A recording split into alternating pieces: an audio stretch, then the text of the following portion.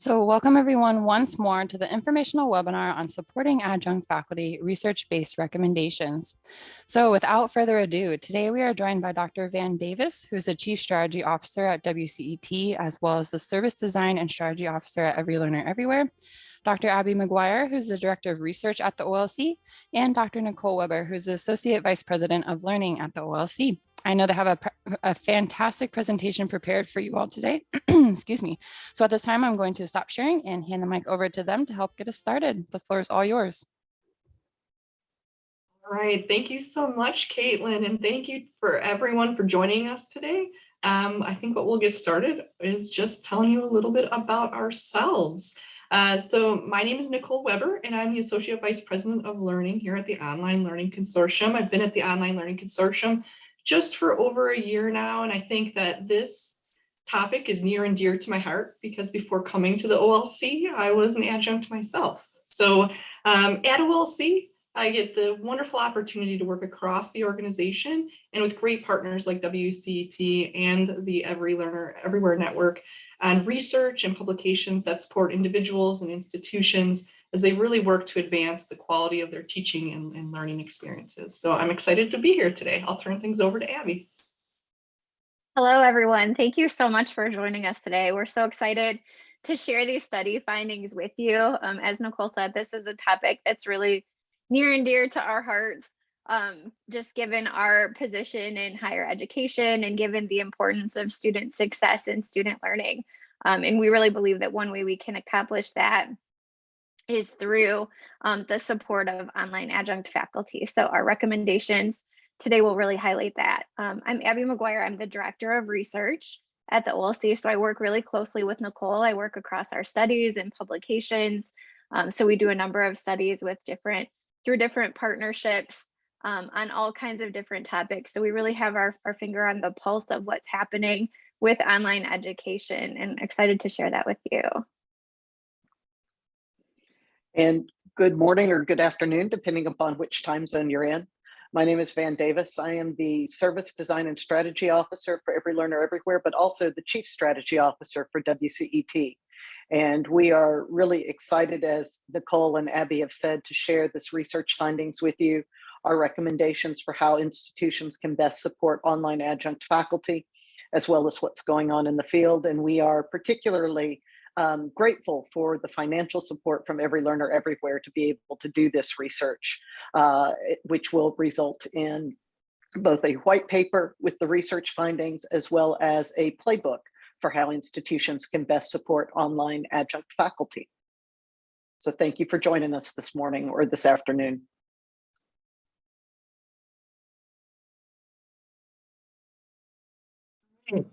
Thank you, Van. As organizations dedicated to quality digital learning in higher education, OLC and WCT have found a great synergy in partnering to explore key areas and questions that institutions of higher education have. With WCT's focus on things like practice and policy and advocacy, and OLC's focus on advancing quality digital learning and teaching experiences, we really have this shared interest in investigating systems across institutions of higher education in the US that really supports adjuncts' abilities to facilitate deep learning experiences to their students.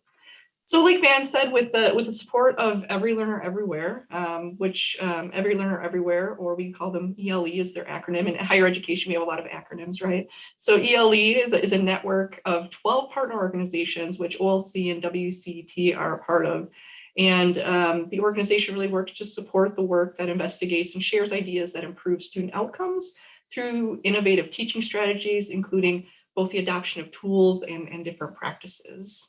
As Van kind of talked about before, the results of our shared work, we're really excited to share with you today, as well as release in forthcoming publications that really feature the research that was conducted in a dedicated report, as Van said, and also an action-oriented playbook informed by the research that'll really help institutions plan efforts to support their adjunct populations. And so what today is, it's a little bit of a sneak peek or a teaser for those publications, which we're also very excited about.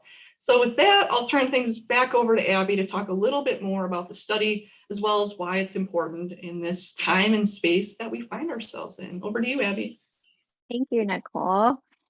So the research question that really drove the direction of our study, what we were really interested in exploring was looking at how our institutions onboarding, training, supporting, and developing online adjunct faculty. So this study, we collected our data primarily during the summer of 2021. So we did a survey, we did some follow-up interviews in the fall. And this study is really a bit of a revamp of a study that WCET conducted in 2015. But what we were really interested in exploring this time around was what does everything look like in this moment, especially? So given where we are, dare I say we're not necessarily through the pandemic yet, but given where we are at this point in time, given all the changes that have happened with higher education, with online learning, what is that support system? What do those structures look like for faculty? So the primary question that we explored was really seeing, in what pockets of support are offered, what kinds of requirements are in place, what kinds of training options are there for faculty. And we explored this through our survey and then through those follow-up interviews. And then what we'll present for you today is a snapshot of those findings, as well as a list of recommendations that we called from our findings from the study, from the interviews, and then also with connections to the literature. And as I mentioned when I introduced, oh, you can go back one second, sorry. As I mentioned when I introduced myself, this topic is really important to us because, and I believe if you're here, you're probably very committed to student success as well, but we know that adjunct faculty are really the boots on the ground who are in front of students, who are creating connections, who are helping facilitate learning, and that whatever institutions can do to support adjunct faculty, particularly by examining how those structural supports are built, how they're implemented, how they're integrated, how they're defined across different contexts. Looking at those structural systems, as we did through the perspectives of chief online officers and directors of distance education, can really help us inform the response in the systems that we have on our own campuses. In any way that we support our adjunct faculty, it's an indirect way of supporting students as well. So again, that's why we're so excited about these findings. Next slide, please. So to tell you a little bit about the study, we conducted the study during this summer of 2021. As Abby said, this was a follow-up to a research study that Learning House and WCET had done earlier. We looked at the 2020-2021 academic year. We had about 116 respondents, and those respondents ran the gamut between the types of institutions, although overwhelmingly our respondents were from public institutions, 42.7% from two-year primarily associates, 25.6% from four-year primarily baccalaureate or graduates. We had about 28% from private nonprofit institutions and a little over 1% from private for-profit institutions. Institutional size tended to be medium to large, although we did have a little over 19% from institutions with less than 500 FTE, but the majority of our schools were over 1,000 FTE, with 26.5% from 1,000 to 3,000, a little over 13% from 3,000 to 5,000, and almost a quarter, a little over 24% from institutions with more than 5,000 FTE.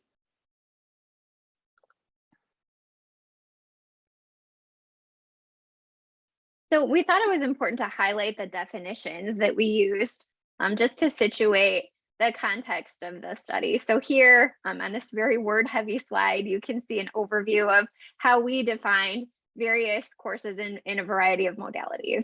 So we defined very briefly on-campus courses were courses where the activity was primarily structured in a synchronous, scheduled, classroom-based environment. We defined online courses as courses that used synchronous meetings, asynchronous content, or some combination of synchronous and asynchronous learning experiences. Emergency remote instruction, as we're all familiar with by this point, was a new addition to this as well.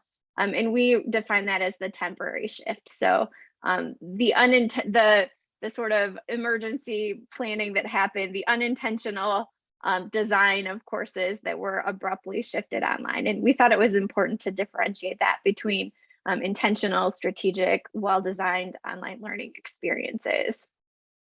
For blended courses, we use blended as an umbrella term. So blended included both high flex and hybrid courses, and then used a combination of synchronous, asynchronous learning modalities, and then included both classroom-based and online instruction. The key feature of that is that it resulted in a reduction in traditional face-to-face seat time. For hybrid courses, those were courses that combined synchronous classroom-based experiences with synchronous and or asynchronous online activity. Again, replacing a piece of that classroom-based instructional time. And then high flex courses are really centered on student choice. So they're multimodal courses that allow for combined classroom-based and online synchronous and online asynchronous learning experiences.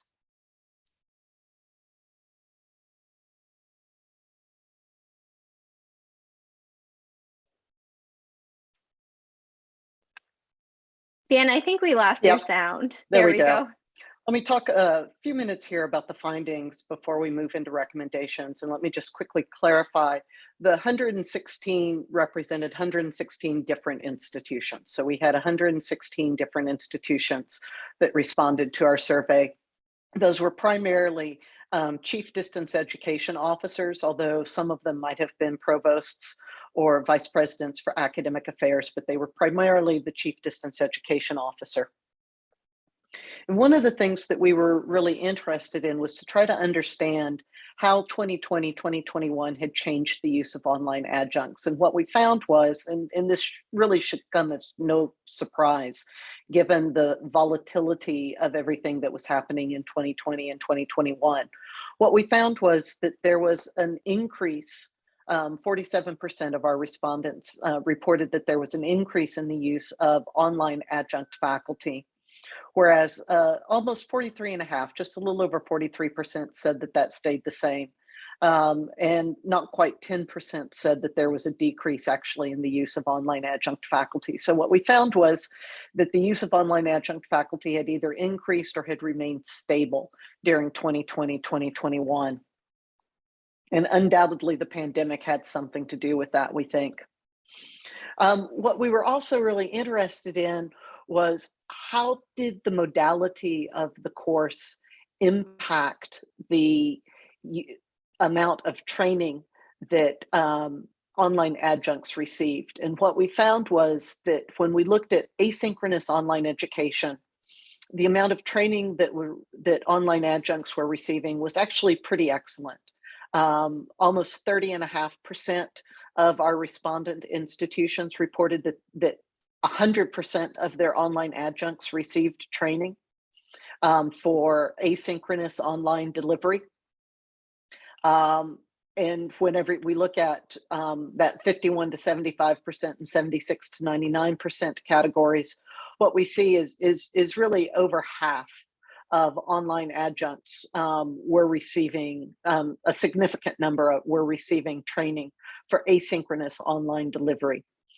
That was less robust, though, when we started looking at other modalities, and particularly when we started looking at the high flex modality. And we think that this is significant because we know that when we look at the reporting in Chronicle of Higher Education, when we look at the reporting of Inside Higher Ed and other industry publications, we see that a number of institutions have become recently very interested in high flex as a way of trying to respond not just to the pandemic, but as a way of trying to respond to the incredibly complex and complicated lives that our students, particularly post-traditional students, have, and their need for increased flexibility between online and face-to-face and the ability to move back and forth.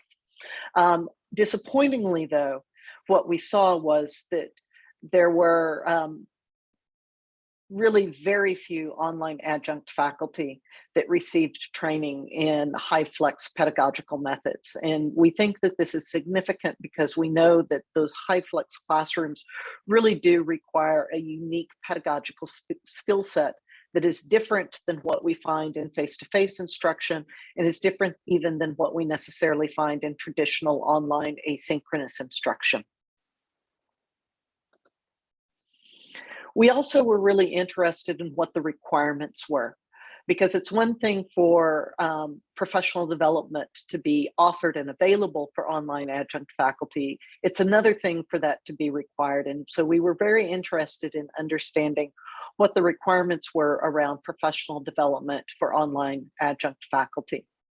And what we found was that when we looked at training having to do with online technologies, when we looked at orientation around academic and student policies, and even when we looked at effective teaching methods, we actually saw that the majority of institutions reported that these types of trainings were required.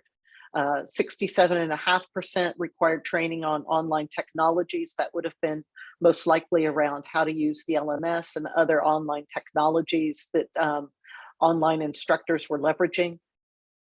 A little over 66% required training or orientation around academic and student policies. And heartily, that's a hard word to say. Promisingly, that's an easier word to say. Promisingly, 53% said that they required online adjunct faculty to have some sort of training on effective teaching methods. Also promisingly is the fact, and we'll talk a little bit about this in a couple of slides, is given Black Lives Matter, given our renewed emphasis on diversity, equity, and inclusion, and particularly on equity in higher education and the challenges that we know that were created both from the social movements in the United States as well as from the pandemic, we saw that almost 17% of institutions actually required their online adjuncts to have some sort of diversity, equity, and inclusion training. We were also really interested in understanding what the impact of the pandemic was on professional development. And what we saw was, and this was somewhat surprising, I think, to us, what we saw was that the pandemic didn't really impact professional development requirements or the availability of professional development. We saw that over 54% of our respondents said that they required the same amount of professional development during the pandemic as they did before. 10.9%, almost 11% did say that they had increased. But I think what was disappointing here is what you see with that yellow portion of the graph there. And that's that almost a third of institutions do not require any professional development for their online adjuncts. And that had not changed with the pandemic. And then, as I said, one of the things that we did ask about that we hadn't in the past was culturally relevant pedagogical practices and whether or not institutions were providing their adjunct faculty, their online adjunct faculty, with training around culturally relevant pedagogical practices. And very promisingly here, we saw that more than a third of institutions said that yes, they were. And then almost another third said that it differed by college, department, or program across the campus. But we at least are beginning to see a significant number of institutions that, if not requiring that, at least are offering culturally relevant pedagogical practices, professional development for their online adjunct faculty. And then finally, the last piece of the study that I want to highlight before I turn this back over to Abby and Nicole to talk about some of our key takeaways around the types of professional development activities is what the major barriers were. So if we saw that a third of our institutions weren't offering professional development for their online adjunct faculty, that raises the question for us is what are the barriers? And not surprisingly, what we saw was funding and time. That almost a third of our respondents said that funding, the lack of funds to be able to either develop professional development specifically for online adjuncts or to offer expand the offering of that was a significant barrier. And that same amount, almost a third, also reported that staff time was a significant barrier, that even if they wanted to offer professional development opportunities for online adjuncts or require professional development opportunities for online adjuncts, that they didn't have the staffing, the human resources to be able to do it. So we saw that fiscal resources and human resources were significant barriers for online adjunct professional development. We also saw, and I think that this is somewhat important, was the availability of adjuncts and the multiple commitments.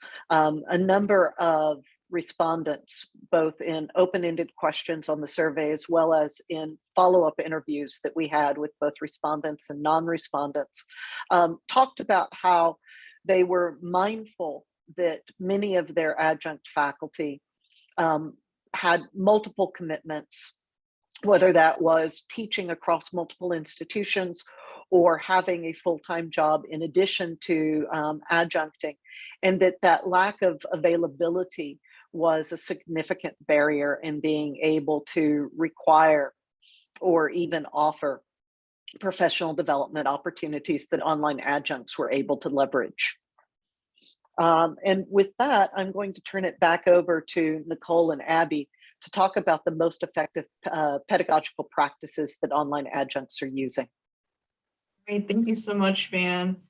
So, in addition to asking respondents to really provide that information about their institution's use of online adjunct faculty, professional development modalities and requirements, and also pandemic impacts, we're also really interested in understanding the use of a variety of instructional practices, many of which you see outlined here, that effective online adjuncts used, as well as we'll talk about in a few slides, the ones that they seem to struggle to incorporate. So from the literature and prior research, we really know just how important things like digestible course organization, key connections between instructors and students, and as well as like content in the larger world and timely feedback really are. So over half the participants taking the survey reported seeing their adjuncts integrate effective practices like, as you can see here at the top, well-organized course, is clearly designed. So those course organization strategies, connecting with students, providing that timely feedback, and really helping students make connections from the content topics to kind of that broader world. So as you can see kind of, at the bottom of the screen, fewer respondents actually indicated seeing things like active learning, timely communication returns, and informative feedback opportunities, which is really related to what Van was discussing just a few slides before about how difficult that can be. Some of these strategies can be with workload and adjunct schedules, with other positions they might hold or other responsibilities that they might have.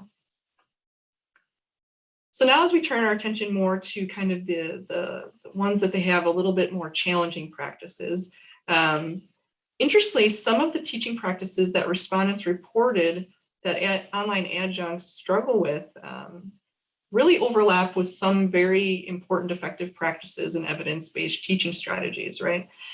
So from the work around high impact practices and workforce data around the importance of collaboration, utilizing collaborative learning was most cited among our survey participants. For any instructor, supporting effective collaborative learning, and as an adjunct, I do a lot of collaborative learning, and I know how just difficult it can be, whether online, face-to-face, or anything in between. What can be really challenging is it takes a lot of thoughtful consideration around making those purposeful assignments, getting groups off to a good start by establishing those roles and norms and expectations, and making sure that you have the right accountability structures in place for that particular collaborative work. As you can see here, additionally, participants cited challenges that they see adjuncts having, as many instructors are right now, with creating connections between students and digging deeper in discussions together to build that rich kind of learning community. So finally, as you can see, our data revealed challenges with incorporating things like active learning and fostering inclusive classroom environments, which we know contribute to a student's sense of belonging, their learning, and being able to really contribute to that learning space. Oh, you were right there, Van. We're moving forward. Thanks. So as a part of our data collection, we also wanted to learn more about how institutions were working to support their adjuncts. So by far the most leveraged method, as you can see here right at the top, was one-to-one training and mentoring opportunities, which could take the shape of anything from meetings, with a departmental chair to individual meetings with instructional support, staff at the departmental, school, college level, or with, a staff member in a wider center for teaching and learning if that institution would have one of those. So 26.1% I also identified professional development as a strategy their institution was leveraging, and 20.3%, as you can see there right in the middle, identified asynchronous support, especially the development of things like knowledge bases and things like that to support their adjunct faculty. A far less percentage of participants cited, as Van mentioned earlier too, those adjunct incentives for taking that professional development. So listening to Van and I talk a little bit about the results, you might be thinking, so what can I do at my institution to support our adjunct population? Well, now we're going to turn things over to Abby to talk a little bit more about recommendations that really work to apply the study's findings. Over to you, Abby. Nicole. So the recommendations that we came up with come from a combination of places. They come from the survey findings. They come from a collection of follow-up interviews that Van and I conducted late this past summer and early this fall. And in those follow-up interviews, we were really looking for innovative strategies or effective ways that institutional leaders were helping to meet the needs of online adjunct faculty on their campuses. Next slide, please.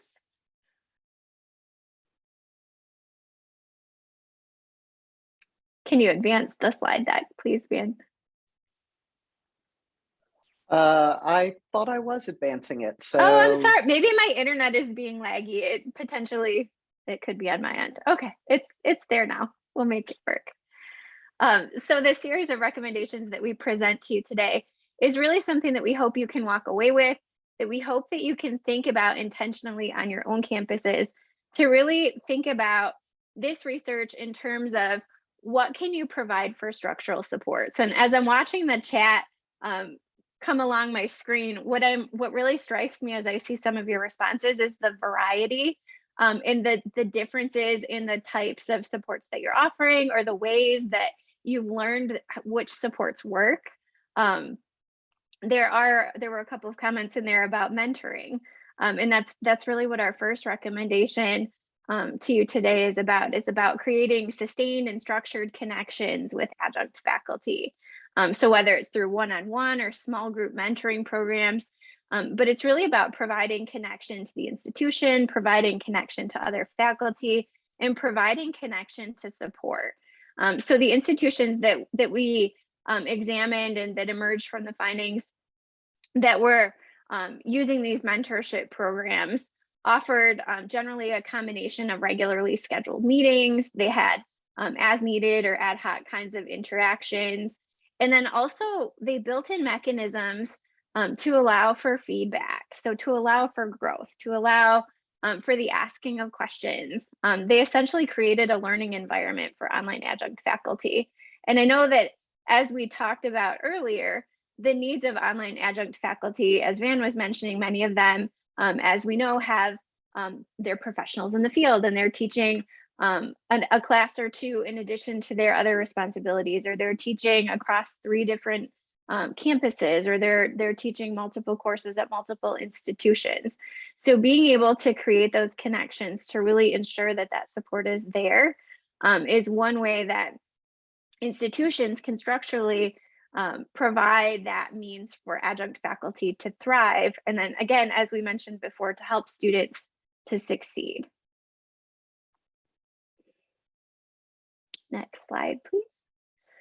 The second option plays off of some of those findings about training opportunities. So again, we know from the literature, we know from our findings, we know from kind of cultural conversations around the struggles of adjunct faculty, that busyness and that full plate aspect of their role can often make it difficult to access training options that take place during traditional business hours. So one sort of easy solution that many of our effective institutions were using to reach online adjunct faculty was to provide them training or to offer training at times that extended beyond those business hours and that fit with online adjunct faculty schedules. So we saw some institutions that were offering asynchronous options, different modules offered in their LMS systems on campus, as well as opportunities for some of them had like learning days or professional development meetings or retreats that would help give that synchronous or on-campus feel that adjunct faculty could access as well. But the key was that they were offered at non-traditional times, or that they were offered multiple times to allow faculty the choice and the opportunity to attend at a time that fit their schedule. Another big one is incentivizing professional development through compensation. So being able to compensate faculty, so this goes back to some of those budget barriers and challenges that Van was talking about, is really one way to, again, underscore the importance of professional development, to provide access to training, and to show faculty that there's value there and that their time is valuable. So I think in our survey, it was in one of the previous slides, it was something like 10.1% of institutions currently compensate adjunct faculty for their time invested in training. But this is a place where we see a great opportunity for institutions to move forward and to think about that in ways that might impact the amount or the depth of professional development that their faculty engage in.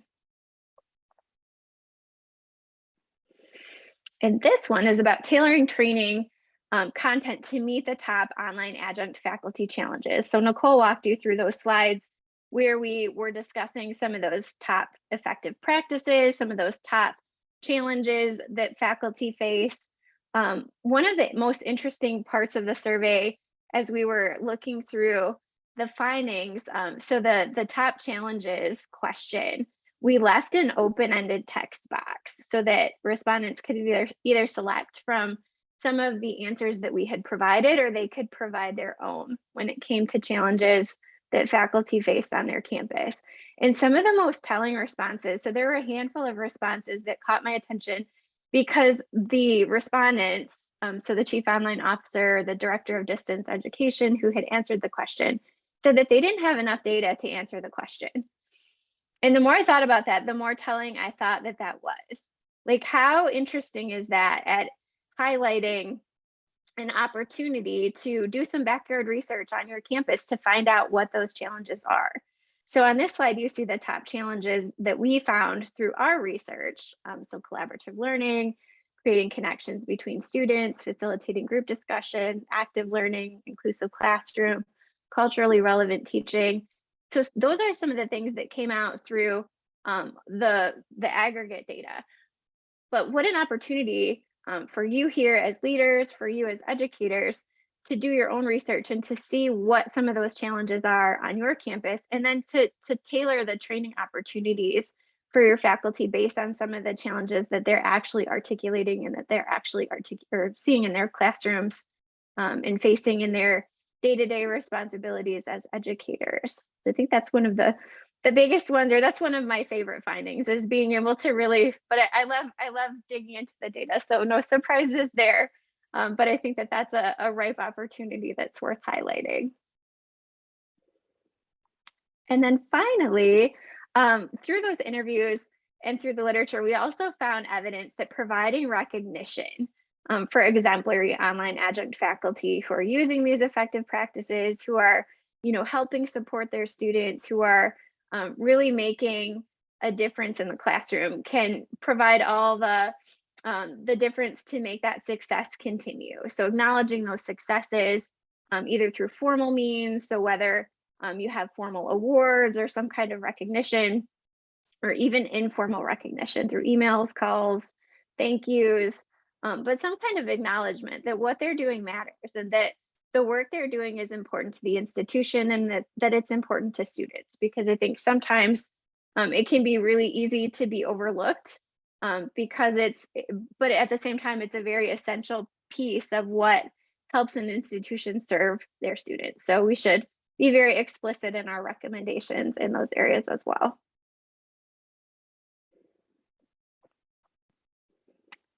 So that is everything that we brought for you today. We wanted to reserve some time for you to discuss and for you to ask us questions. I see that the chat has been going off with all kinds of different examples and ways that people are meeting the needs of their adjunct faculty. So please hit us with your questions. Caitlin, was there anything that came up in the chat? Yeah, so we it's mostly been comments so far in the chat. We do have a couple of questions in the Q&A, and then I see we have a hand raised as well. So we can start with the first question in the Q&A from Marcy about how are institutions recruiting or finding experienced online instructors post-quarantine and pandemic? And she followed it up with, are there any differences pre and post-pandemic or from the last report several years ago? That wasn't one of the things that we specifically looked at. We didn't ask about hiring practices in this report. We did in the previous one, but we didn't ask about hiring practices in this report. I think what you're highlighting, though, is something that's been an extraordinary challenge for many institutions, and that is finding adjuncts who can teach online that have that pedagogical training coming into the institution, and so that the institution doesn't have to invest as much time and effort into training those adjuncts. And certainly that's one of the things that I think many institutions are finding challenging now, just as many institutions are finding enormous challenges in finding instructional designers and instructional technologists. But I'd be curious if Nicole and Abby have a different take on this. I think what this most makes me think of is some of the recommendations for future research that we had tossed around after completing this study. So as Van mentioned, we didn't really look at experience level of instructors with this particular study. The other thing we did not do was look at different needs by discipline or department.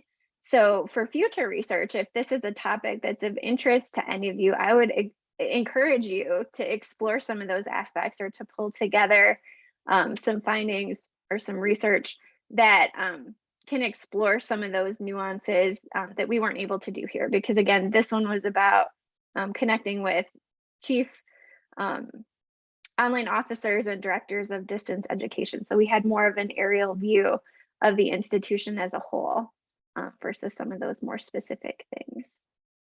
Nicole? And I think I would just add that, the research didn't necessarily focus in that place, but I think observationally, as I kind of do scans of, different, the Chronicle and Inside Higher Ed and some other places of, just the job boards and things like that, right? So what we're seeing in those, just observationally, is a lot more like adjunct postings than I think that I have seen before, or even in, places like, different social media groups and things like that. So if I had to guess, I would think that it seems like a lot of institutions are really thinking about their online learning strategy, right? So they're thinking about, how can I take what we've learned and invested in during this pandemic period, and in our student support services, those wraparound services, and also how we've maybe upskilled our teaching staff, and how can we really make efforts towards that quality, online education experience. And so what that's doing is the more that you have online, it opens up the adjunct pool a bit. So it's not so much just staying regional or close to an institution, which you would need face-to-face for, but it's really opening up those lines as well to be able to bring in expertise from further away to teach in one's institution as well. So I'm just seeing that a little bit more as I look at job boards. But that, like I said, that's just observational, not real research there.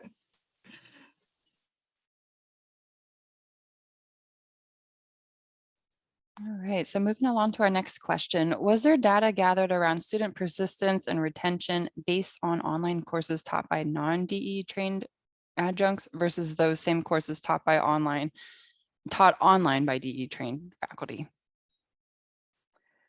That wasn't the purview of this particular study, although I think that raises a really interesting research question.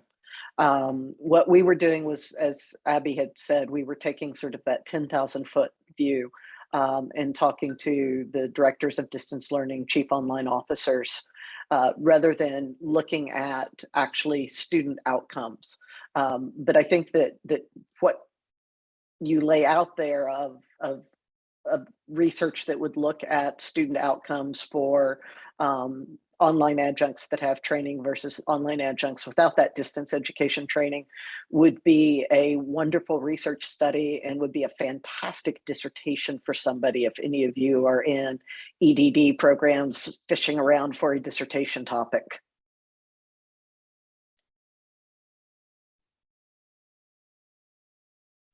All right, thank you. Next question from Scott Ham. What are you forecasting in the next 2 to 3 years in the online research arena, in addition to the great pandemic affiliation realities being addressed in many spaces? That's a great question, Scott. I love the forecasting perspective. What I hope that comes out of this, so again, this is the world according to Abby McGuire, so don't quote me for this forever. But what I hope that comes out of this particular study is I hope that those of you here today, those of you who read the resources that we produced, I hope that you're able to take sort of that structural perspective, that 10,000 foot view, as Van puts it, and look at the supports that are in place on your campuses and to critically evaluate what strengths, what weaknesses are in your own programs, are in your own communication structures, and to be able to really help serve adjunct faculty to help them serve students. I think it really starts now. I think we've all been through a lot together the last few years, and I think that as far as what we've been through and how that will influence our future, I think it's changed sort of collectively our relationship with online learning.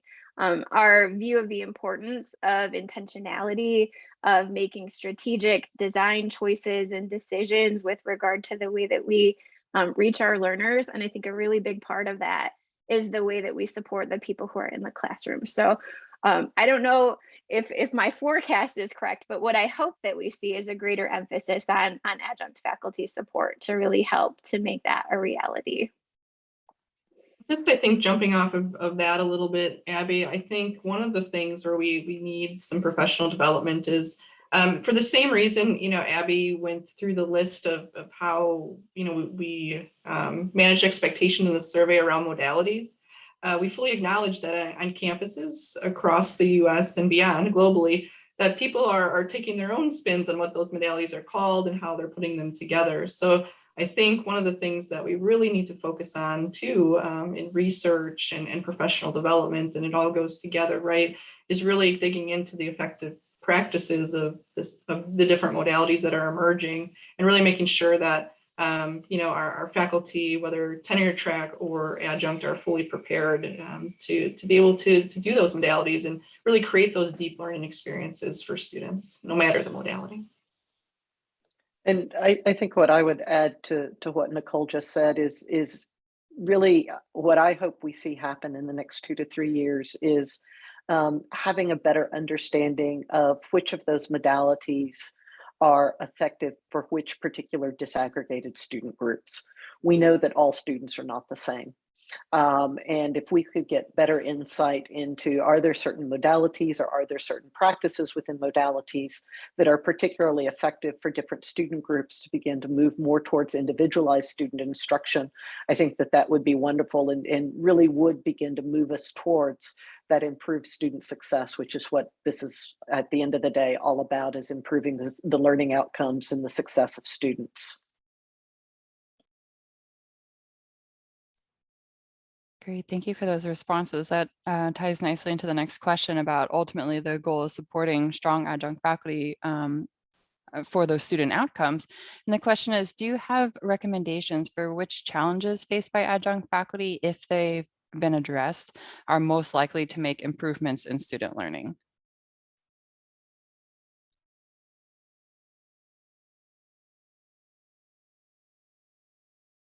So the main set of recommendations that we presented for you here really came from the survey findings. It came from the interview findings, and then also from connections to the literature. So as far as, like, again, the scope of this study wasn't necessarily to to evaluate the effectiveness of each of the recommendations. The recommendations really emerged from the data that we collected in the study. So those would be sort of, again, the future research bucket. But as far as those challenges and if they're likely to make a difference and an improvement in student learning, I can tell you from the interviews that we conducted and just kind of specifically thinking about some of those examples that were shared, were that the institutions who had intentionally and structurally built in supports for faculty. So some of those things like we talked about, addressing challenges through specific development opportunities, mentoring programs, professional development training that's compensated or that's offered at multiple times or beyond business hours. Those were the kinds of things that our interview participants really sort of gave story to through some of the deep examples and experiences that they shared. So while we didn't quantifiably prove which recommendations were most effective or how, we were able to sort of dip our toes in the water and explore what some of those things look like at a variety of different institutions and institutional types through our participants' eyes. So I would definitely encourage you to do further reading or to perhaps, again, if you're looking for a study topic or even something to explore on your own campus. Nicole and I often refer to backyard research or research starters. That would be a really robust place to begin some of that exploration where you can really begin initiating change work, right? To see what you have in place and what you need, and then how to move forward.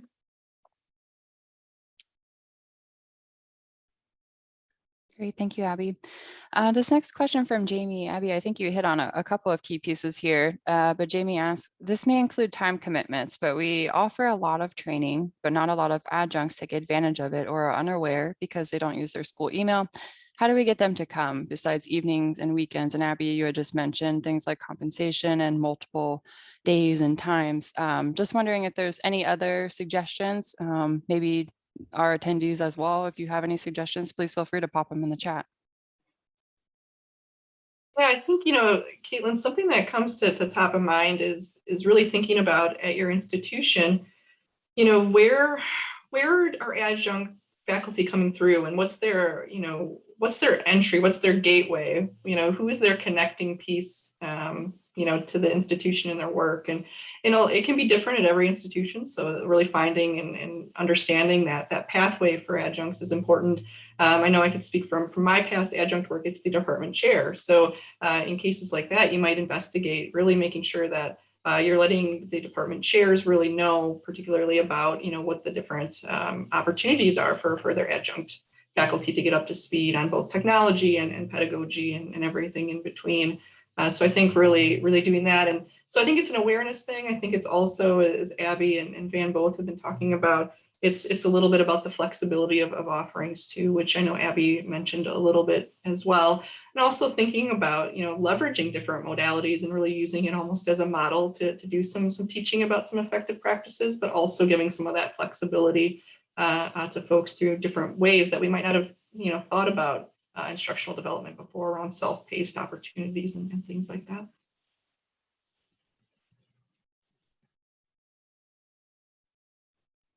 Thank you, Nicole. And I see Abby put a call out there to please pop your email in the chat if you're interested in accessing the forthcoming report and playbook. So you'll be sent those resources upon publication. Any other questions as we start to wrap up here?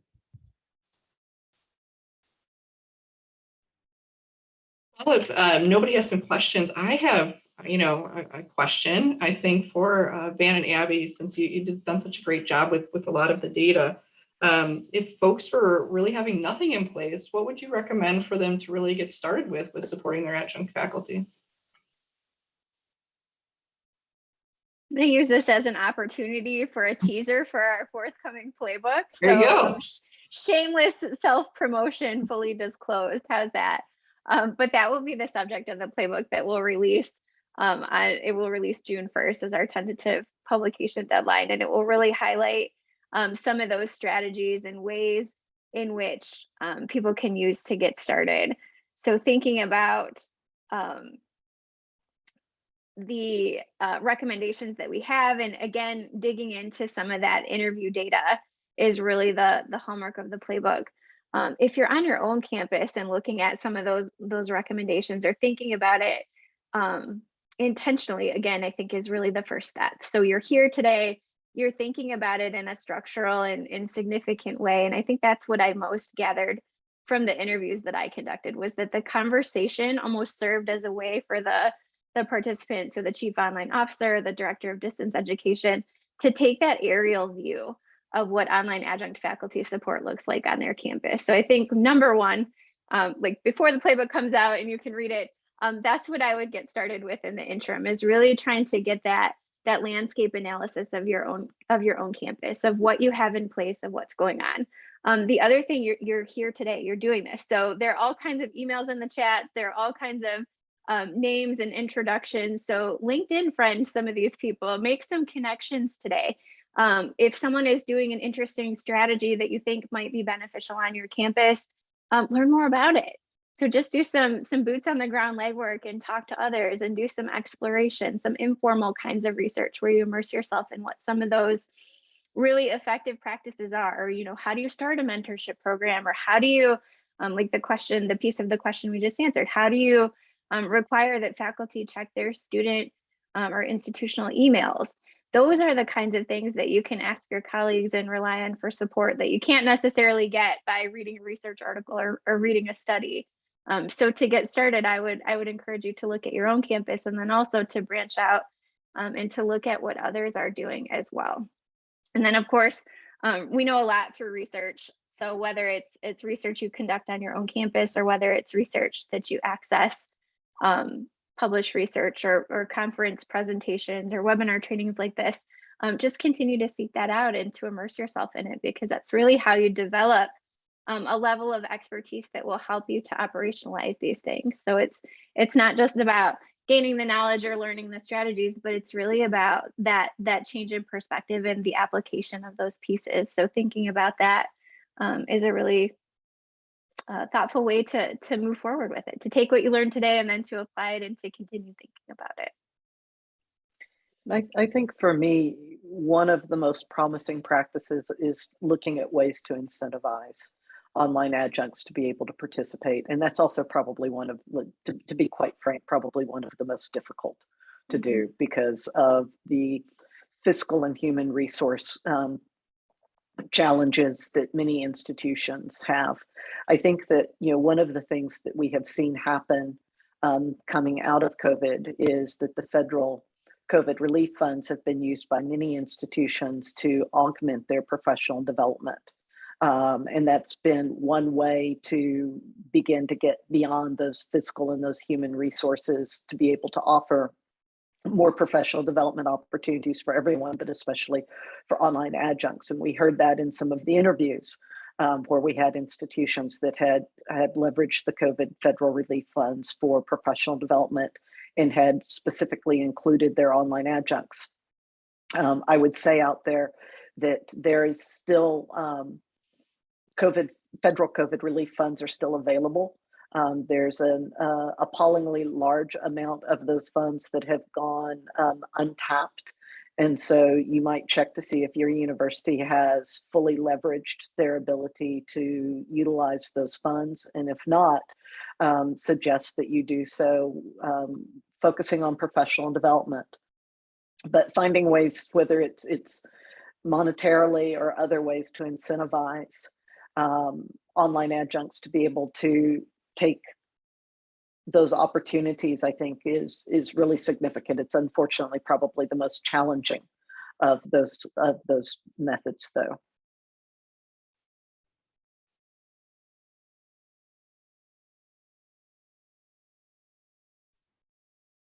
All right, so I'm just going to jump in and just give a huge thank you to Abby, Nicole, and Van. Thank you so much for sharing the findings and the recommendations with us today.